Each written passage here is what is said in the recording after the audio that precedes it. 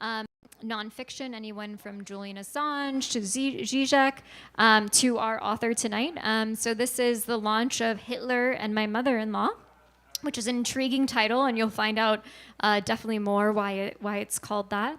And our author of Hitler and My Mother-in-Law, I'm going to pull up my notes here, is Terese, and I'm going to sadly not say her last name right, but she'll say it for her, Svoboda. Okay, so Terese is a Guggenheim Fellow. She is the author of 24 books of poetry, fiction, biography, memoir, and translation. So she's got a large repertoire. And she's had 2 books that of fiction that were reviewed in the New York Times Book Review. Terese will be in conversation with Helen Benedict, who is also an acclaimed writer. She is a professor at Columbia University at the School of Journalism.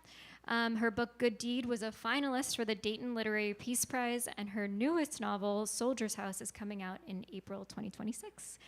So I'll welcome the 2 of them to the stage.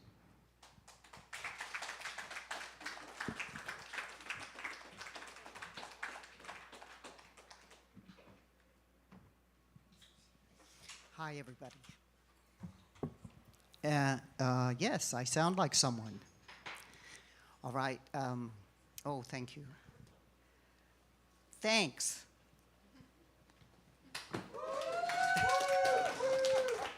Oh, that's a very good start. All right.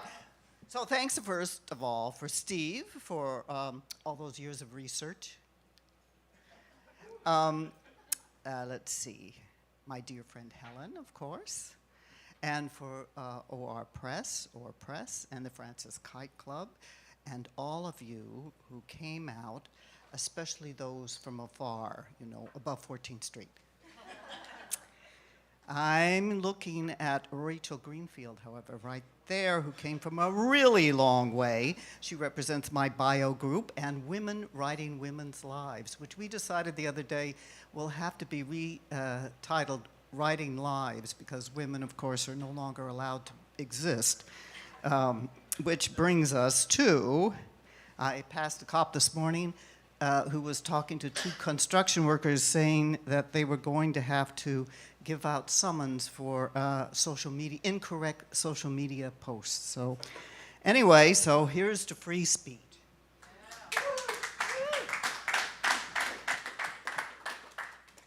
Now, I'll read to you a little bit about from the beginning, so you know what you're getting into.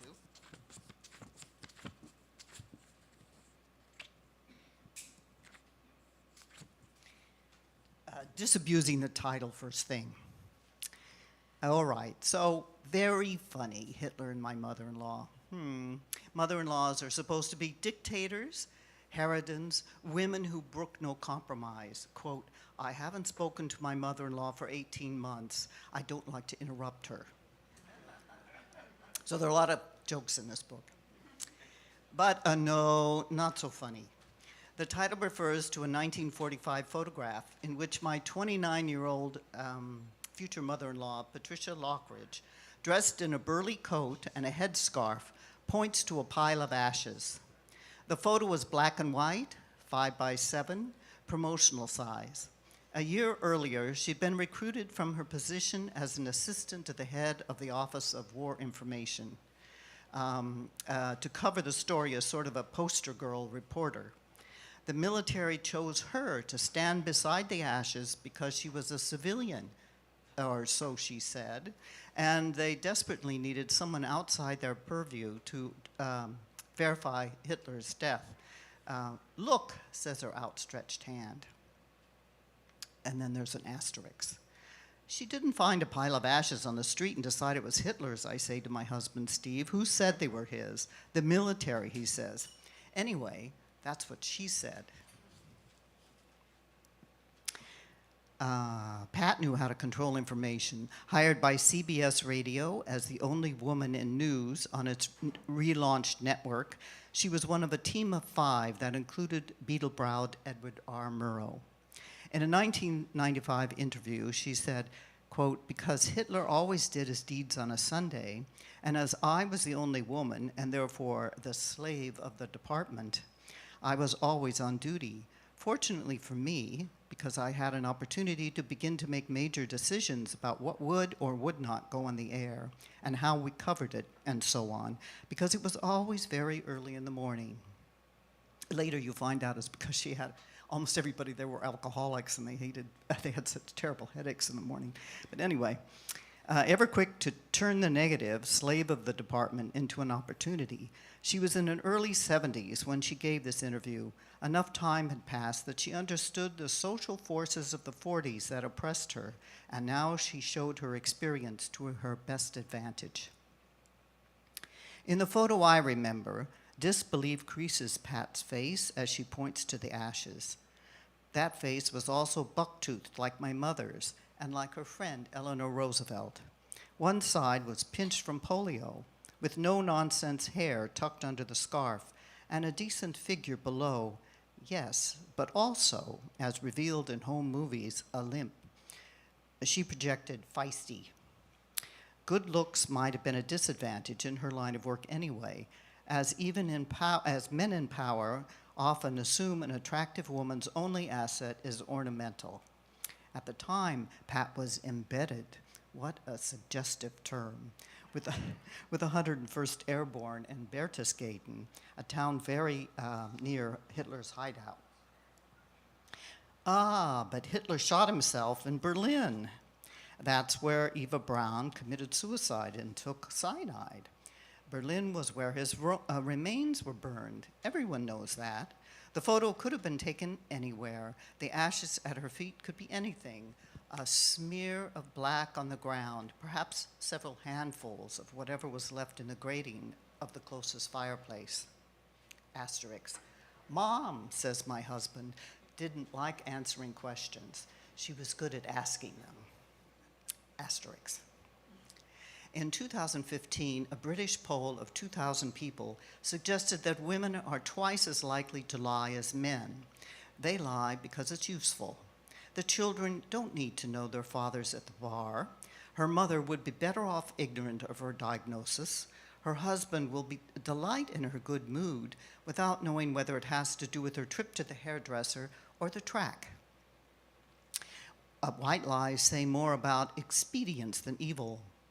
Family lore might be just lore, what the family wants to hear. But Hitler? Asterisk.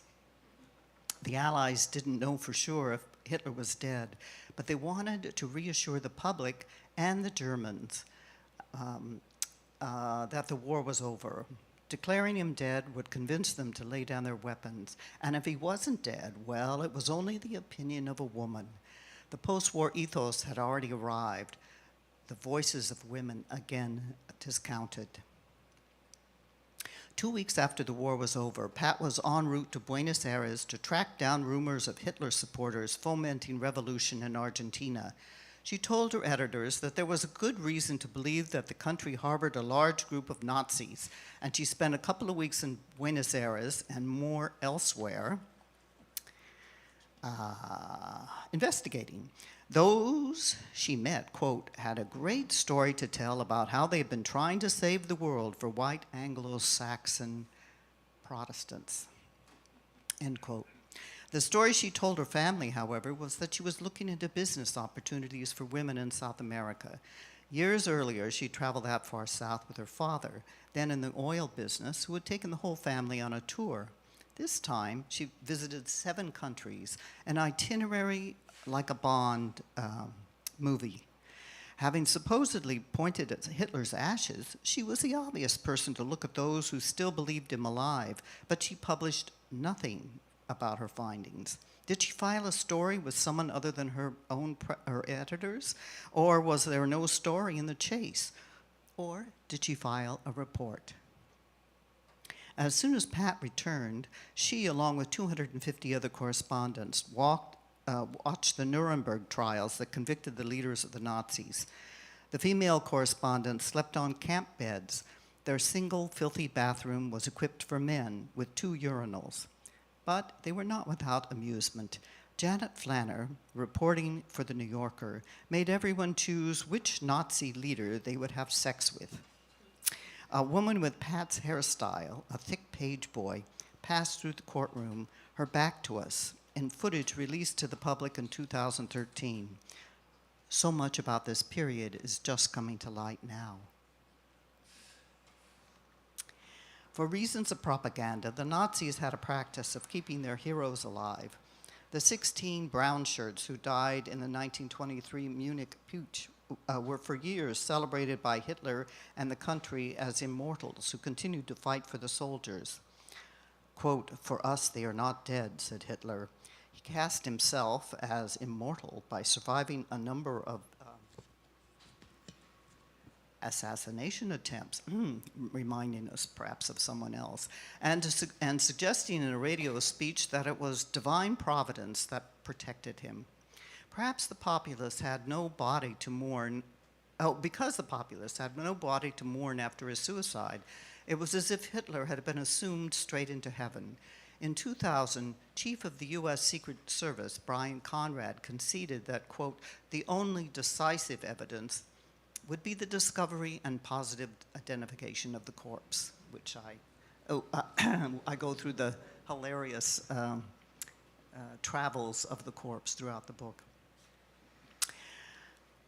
I'm resurrecting Pat, who died in 1998, to learn the truth about her in the context of her times, her haunting of her sons, and of course some truth about me, since I suspect Steve's attraction to me has something to do with my similarity to his mother. Both of us professional writers and women who made a few foolish decisions in love, and above all, to sort the peculiarities of what truth means today. The impetus behind all memoir is always about getting to the truth.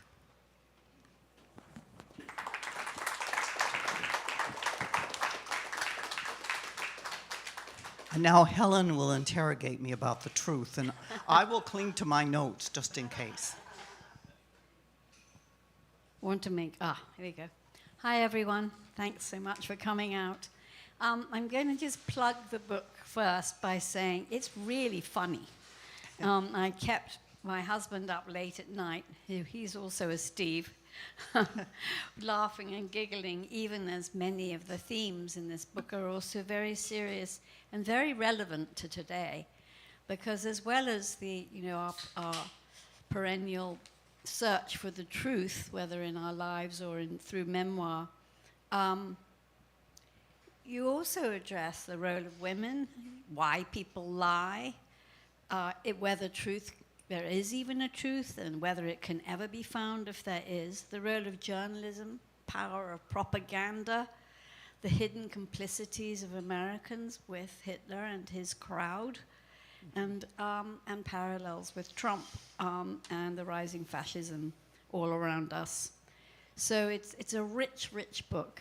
And I guess my first question was whether you see it that way. Do you see it mainly, you mentioned, as a search for the truth?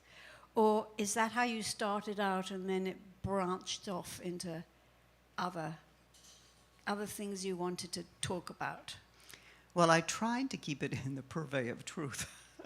And it was, I think I maintain what Adam Gopnik of The New Yorker once said was the attitude of an 8-year-old who suddenly discovers truth, which I stomp my feet and insist on. And then I continued to be surprised to see Steve and his brothers always going, "Oh, Mom," and then rolling their eyes. There had to be something behind all that, either envy or incredulousness, like, did she really do that? And what was that exactly? And as a woman struggling for acknowledgement myself, I was unnerved to see her ignored and unbelieved. So that kept my focus going. Yes, so how well known was she in her time as a war correspondent? So I will have to read from this because I can't remember all these things. But anyway, her magazine, which was the Women's Home Companion, would put on a lunch at the Waldorf Astoria for 300 to spotlight her work as their fearless reporter. And then she'd do a turn and, take a bow and so forth. She was often interviewed. She was mentioned 4 times by ye old Walter Cronkite, and once in Ed Sullivan's column in the New York Tribune when she worked for the Office of War Information.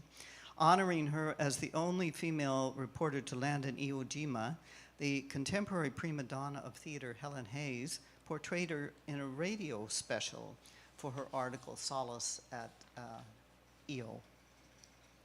As Judith Edwards wrote in Women of the World, the great foreign correspondence, Lockridge, that was her maiden name, shared with Martha Gellhorn a capacity to write with such compassion about the wounded that her readers would weep 40 years later.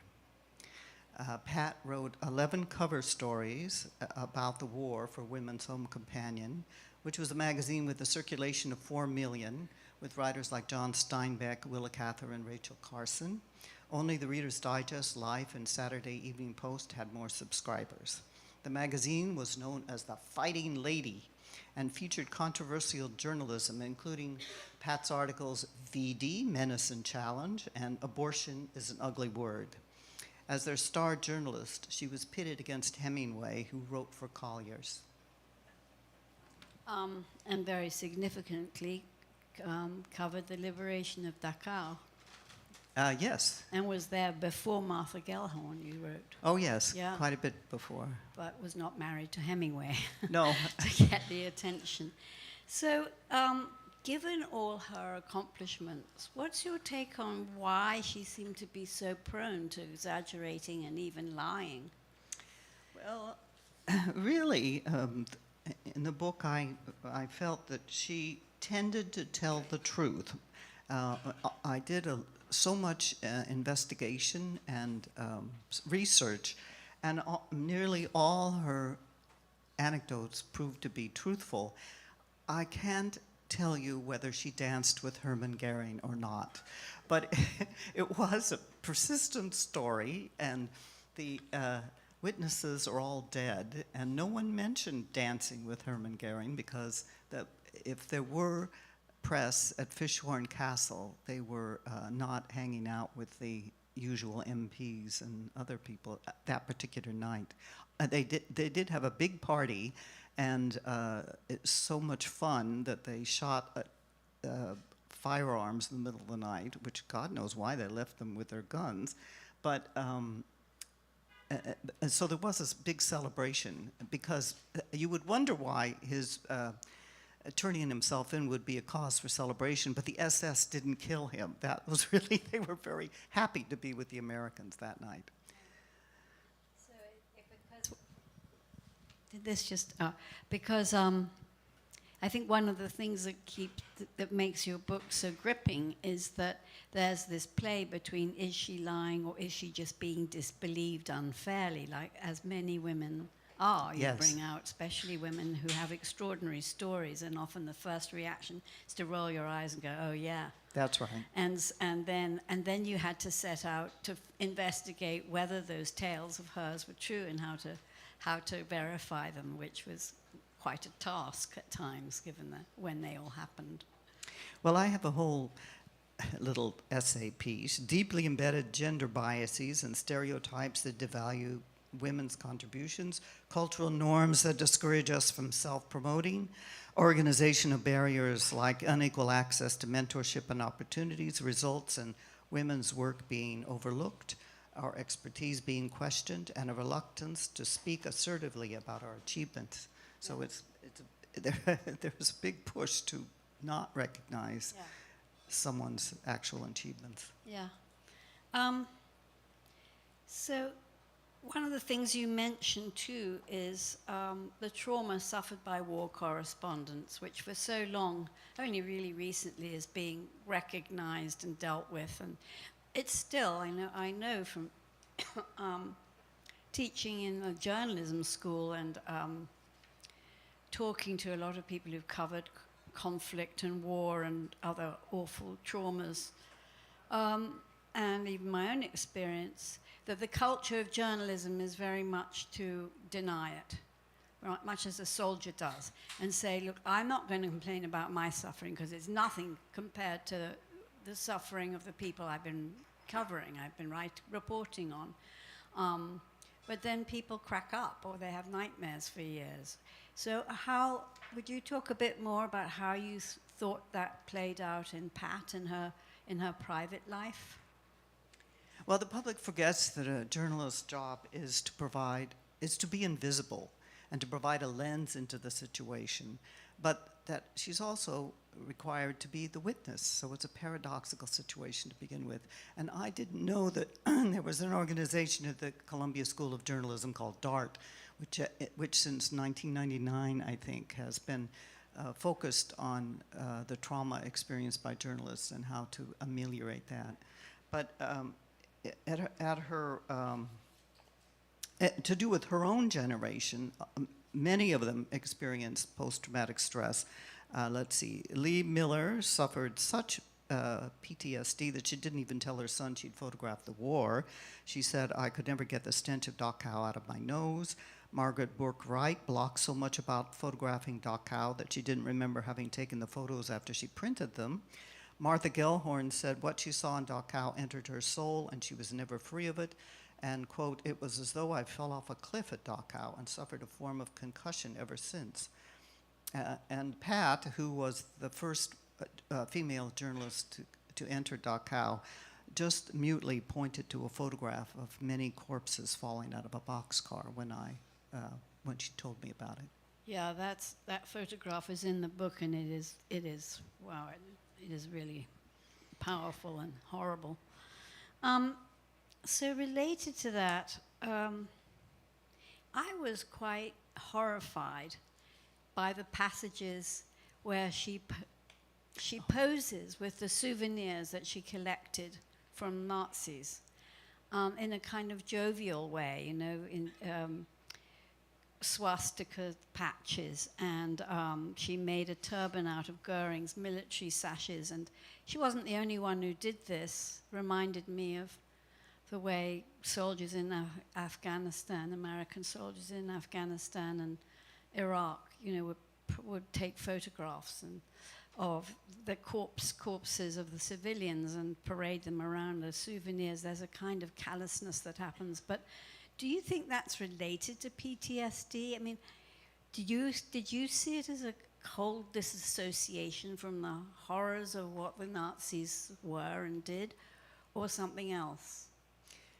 Well, first I thought it was like taking scalps. You put it on your, waistband, and you show that it's your mighty triumph. But then I was thinking, with Pat's effort to take his military sashes and have them turned into, a glamorous turban by a major fashion designer in Paris at the time. She was turning it into something innocuous, the way one would diffuse a bomb or scatter the remains of scatter demons through exorcism. But I don't know, because I think perhaps she had second thoughts, because I never saw the turban. Yeah. Yes, it's kind of shocking, especially because you also mentioned Lee Miller, and lying in Hitler's bath and maybe sleeping in his bed, and perhaps it's a big middle finger up to the Nazis, but perhaps it's a crow of triumph, but at the same time it is chilling. Well, it's kind of like they had this years of pent-up fear of death, and then finally they had anger that they had to be put through it, and it was something that they had to go through, I think. Yeah. Another step out of whatever PTSD entraps you in. Yeah. Huh. Going on to a different subject, back to the role of women. I really love the part where you point out that the first magazine fact checkers tended to all be women, while the men the writers were all men, and you call it a grammatical gender war, which is hilarious. Do you see this still happening in different ways today? Well, to describe the gender war, of course, the women would present the facts and insist on them, and the authors, as men, would argue that they weren't needed or they weren't correct, and then try to put them down, and then go back and forth that way. So I don't really know how to answer that question, because since 1970, the early 70s, when suddenly women were discovered again, they allowed men to be fact checkers also, and I don't know how that's enacted anymore, or do you mean the helpmate, the husband who reads the text and tells the writer where she's gone wrong? You mean? No, I meant more in the professional world of Yes. journalism still, because it's still, the people at the very top still tend to be men. Yes. Even though, for example, the journalism school, it's been 60% women students ever since I've been there, and lately it's grown to 80%. So it's like there are masses of young women coming up through the ranks, but somehow by the time you get to the top, it's still the men on the top. Yeah. So there's, I still see that even today, Yes. but although Yes. not as much, of course, not as Well, much. I could ask the audience. At Time magazine, did they have more men or female fact checkers? More female? Aha, here we Anyone know what the witness. ratio is at the New Yorker, go. No? the famous fact-checking magazine? No. Well, something to look into. Well, the thing is, that the pieces aren't fact-checked that much anymore anyway, so Yeah. particularly online, so Yeah. it begins to be Yeah, or copy a edited. yes. So in the book, you bring out many parallels between Hitlerian Germany and what's happening in this country today. And I'm especially interested in the part about the vast capability humans have to deny reality. You talk about the people living right next to Dachau and how the town was filled with the stink of burning bodies that people somehow managed to not smell. Or not to admit to smelling, but also the use of propaganda and the whipping up of class resentment, of resentment against a scapegoated class, whether they're Jews or Haitians, or xenophobia. So could you talk a bit, explain your notion about how we've become part of the propaganda machine now, and what do you think in these parallels is the most apt and dangerous today? Well, first of all, in terms of denying reality, the statistics about the dying planet would stop anybody in their tracks. So, you have to accept doomsday from the discussion, because that's not propaganda, that's reality, and we still have to eat. So we have to set that piece of blinders to one side and keep them on, really. But I think the worst situation is when one group is pitted against another. That's the most dangerous. And this effort is greatly amplified by social media and AI. The use of AI sombreros on Hakeem Jeffries last week, the many lies on social media told about the dangers of immigrants to U.S. citizens, or even the dangers of the Venezuelan drug trade, such as it is, to the U.S., how many miles away when the drugs are made in the U.S.? But how do we know how much progressive media is being manipulated? I mean, judging from the number of texts I receive daily about the imminent dangers needing funding, that becomes hard to tell too. It's very complicated. But it used to be that, maybe I'm anticipating your next question, but it used to be that the White House would have a fact-check public relations release and give it to the world, to a number of reporters in a press conference. But now Trump he puts out a totally outlandish tweet, if we still call them tweets, we call them X's, whatever they are. And hundreds of his followers retweet on and on into the echo chambers of social media, fact-free, a long game of telephone that doesn't even start with the truth, open to anybody's verification, vilification, or rewrite. And so the buck stops nowhere, and it's an echo chamber of words and inflammatory. And it's extremely hard to fight. I don't think we figured out how to fight it at all yet. Yes. So back to Pat. Knowing what you know now about after all this research you've done,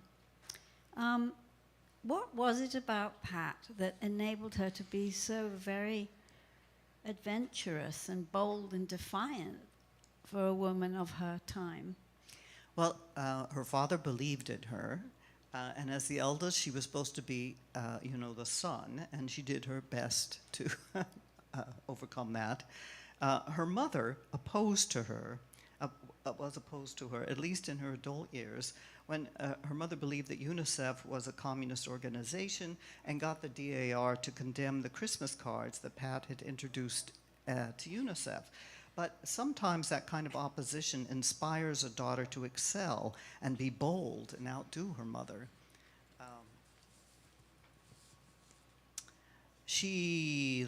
Her schools, Columbia and Wesleyan, supported her and invited her to speak to the students.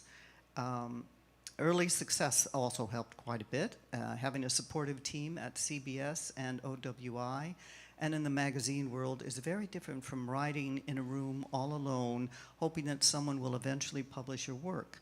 And also she knew the value of her many contacts and she used them. So do you feel, my last question, and we can open it up to the floor, but do you feel that you know Pat better now than you did when she was alive? Oh, much more. She was a forbidding mother-in-law when I knew her, and enigmatic. And she was also prone to marrying difficult men. And so you really couldn't get, that was another entire layer that she was protected by. I meant to mention that in the previous question, her second husband, Dixon, for all his drinking problems, always supported strong women as her point. The wife previous to Pat wrote an early account of women in media, along with many other books and radio programs. She was so influential that she named names in the radio industry for McCarthy. So that's a sign of a strong woman at that point. But nonetheless, thinking over Pat's lucky chances at birth, that does count. Her career, her less than lucky choices of men, and how she played the cards she was dealt with, gave me a perspective and a way to understand the truth of her accomplishments.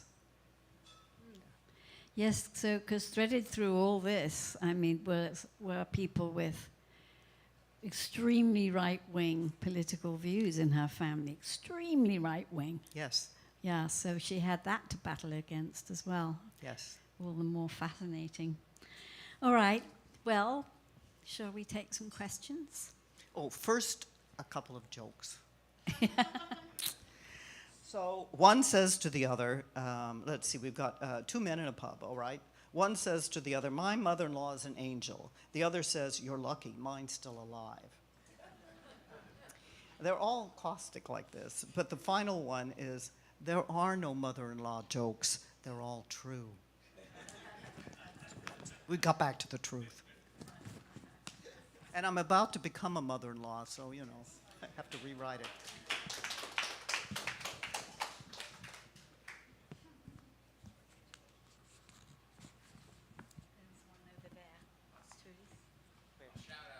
Yes. Yeah. Because I was a reporter for many years too. Can you give me the time frame when Pat was overseas? When, like from, obviously this is World War II era. So Yes. she was post-war, or was she? Just roughly what years? Yeah, she in 1944 was when she was glamorized and made the poster girl reporter, and she first went to the Pacific.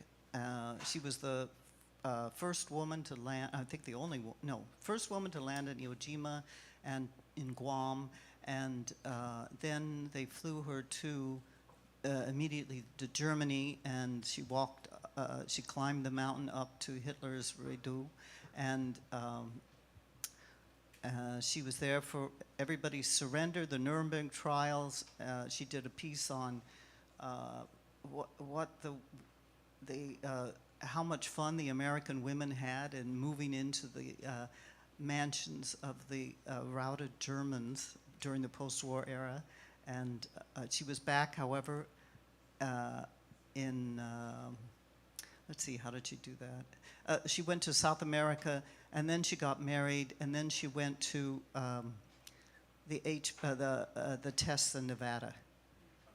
Yeah. I have to mention just because I know you were horrified by the Nazi memorabilia. My dad was born in 1918. He fought and was also posted as the post-occupation. Our family are still the proud possessors of 2 German Lugers, Yeah. 5 medals, and a bunch Yeah, of I think that was a thing that 20-year-olds. I know. Well, actually, we have a Nazi helmet that belonged to my father-in-law, but I don't like it. I think, yeah, I know, but that's part of the problem.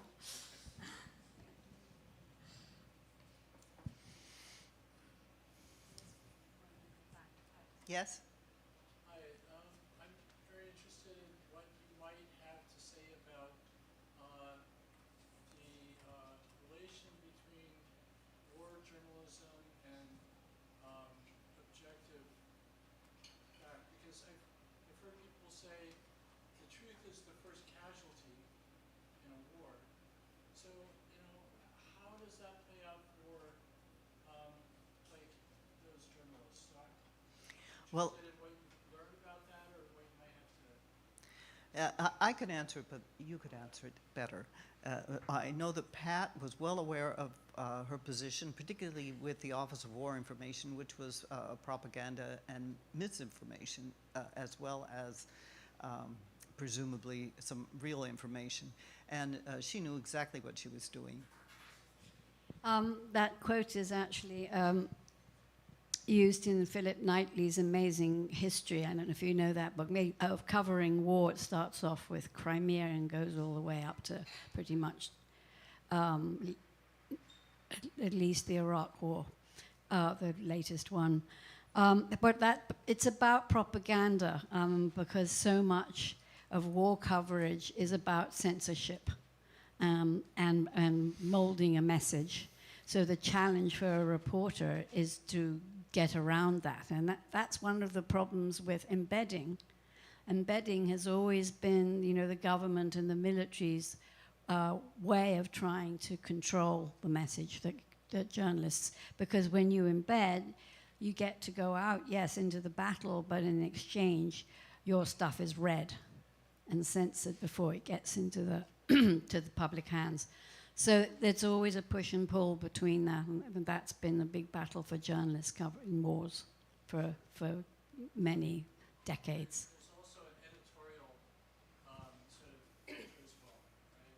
Obviously, not everything gets into print. A lot of, probably, it sounds like probably more instances than I would be able to cite, but of stories and that people have researched and written and documented, but then are killed, before they get into print for various reasons. But like an editorial filter as well for, I don't know, what would you speculate, I guess, on that part? Yeah, I mean, it depends who's in control and which newspaper you're talking about or which outlet, whether you're talking television or print, because these things vary a lot. But yeah. Well, in my book, Pat falls in love with the censor. So I have present both sides. And it's not too uncommon that you would be attracted to a censor because, after all, they read every word. Oh, it's the most seductive thing you can imagine.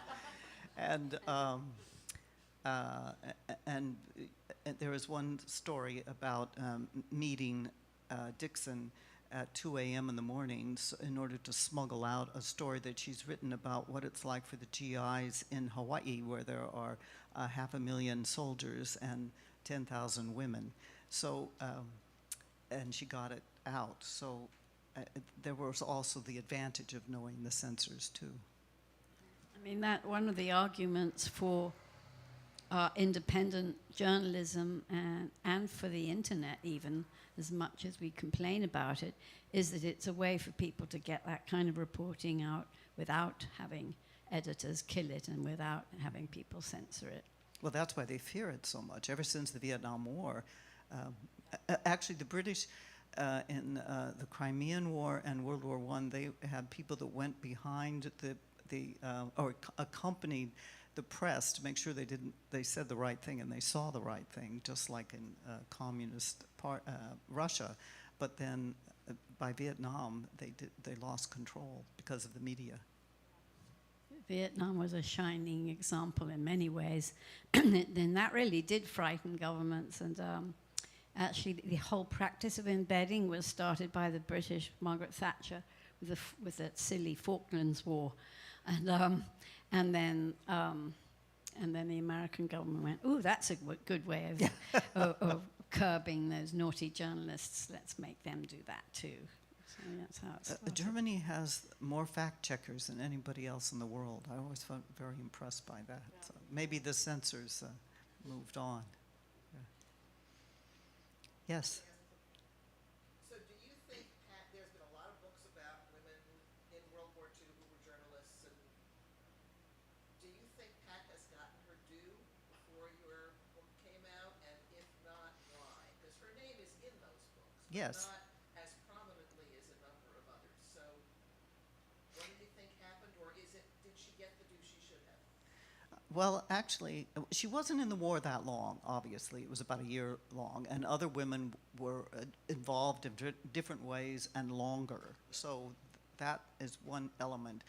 But she, as her life progressed, she became less and less likely to claim what she'd done. And so that's her own fault, really. You know, she was interviewed in 1995 and another time in official capacities. People really did want to know her story, and she deflected it. So I've given whatever due is due at this point. Yes. So, speaking of the internet and through your research of war journalism and the ways in which it's changed since Pat, we have a genocide in Gaza right now. How do you think Pat's story and her journalism and everything that we learned from this book could or could not map on to what we're seeing through, almost everyone's a journalist in Gaza now because you can post a video and report on what's happening there.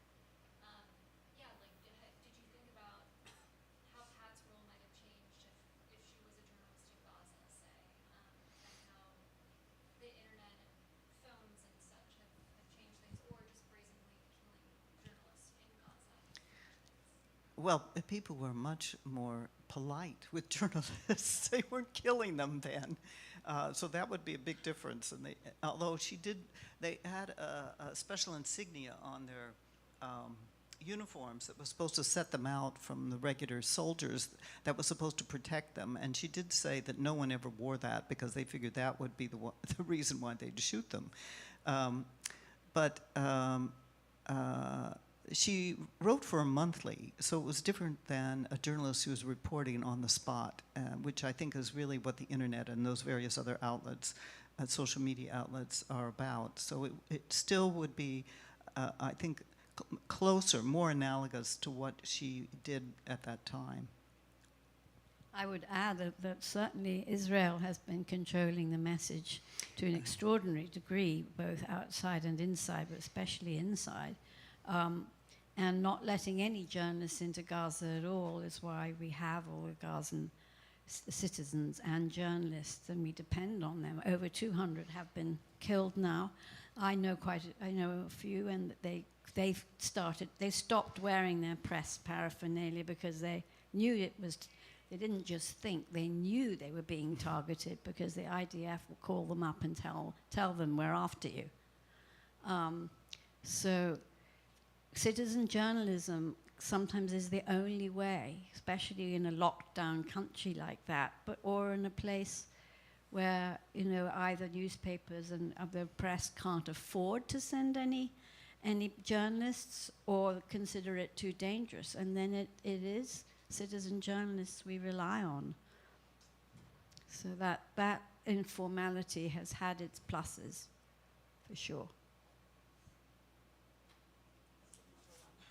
Yes? Yes. I just wondered if, since she was there after the war during the Nuremberg trials, if Pat reported at all about conditions in Germany or American-Russian relationships right after the war, or whether that sort of thing just wasn't part of her purview.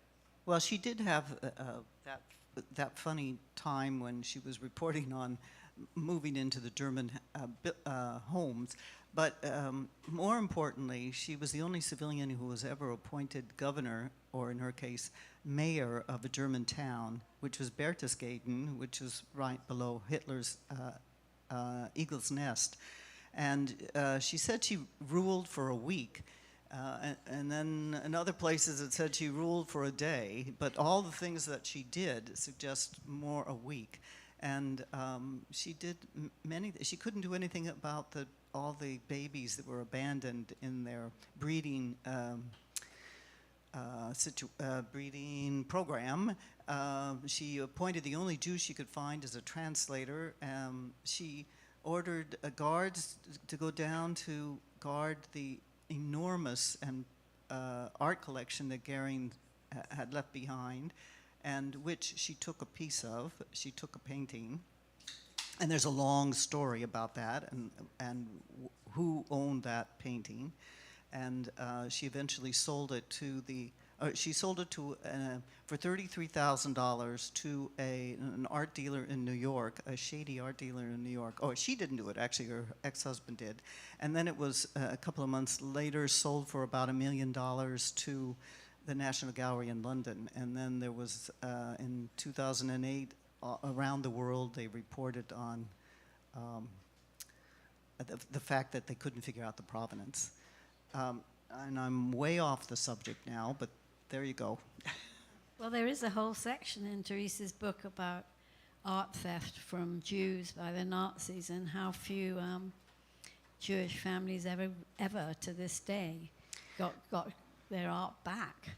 Yeah, that's a fairly contemporary movement to get the art back, you know, the spoils of art. Of course, they'd empty the Louvre, in that case, from Napoleon's time. And I also want to mention that Rue Marshall is here, sitting next to my husband, whispering away. And his father purchased the magazine that Steve's mother had bought in Arizona. So there's a whole chapter about Arizona and its crooks and the ups and downs and disasters of that experience. But I had no idea at the time when I met Rue that we had this amazing amazing connection. Yeah. It is. Yes. On the topic of men dominating the higher ed journalism, how would you propose a change to that in the future? They have to die off. Oh, sounds like I good. couldn't resist Very that good. one. Well, I meant to mention this and embarrass you. Oh, okay. Oh, she's ready to be embarrassed. So when I was talking about, the ongoing experience of being overlooked can lead to demotivation, a diminished sense of confidence, even when a woman's performance is strong. And I thought that was Pat's trajectory in the end. But you, for example, she has published much nonfiction, which has to do with such important topics as rape in the military and also the situation of migrants in Europe. But she alternates these books with books of fiction, so it reaches much more deeply than a book of nonfiction would into the subjects that her research has revealed, in which I think that you should have gotten a Pulitzer. And just to underscore that, the scorecard for women awarded Pulitzers up to 2010 was 113 females to 814 men. Yeah. So So For a Pulitzer. there's another kind of answer for you, is we just have to keep fighting for equality for everyone who's not at the top. Yeah. So, doesn't Svoboda mean truth? Pardon me? Doesn't the name Svoboda mean truth? No, Svoboda means liberty, which is, of course, very close to truth. Just a little side note. I was friends with Brother Theodore. I don't know if you know that name. He used to be on Jack Park, was on Letterman, and he lived in Dusseldorf and was eventually landed in Dachau. Hmm. And his mother was a lover of Albert Einstein. And Einstein got Theodore out of Dachau and brought him to the United States. He became a comedian and Ah. a friend of Oh, comedian sounds like Brando and is a good thing to go into if you're suffering from PTSD, I think. his image was of a mad monk, Mad monk. Ah. a German Jew. It's a long story Ah. connected to Dachau. Yeah.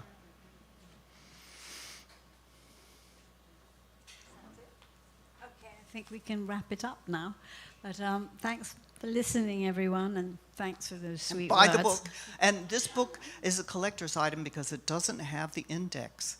And we don't have very many of them. So buy them up and get rich. Thank you.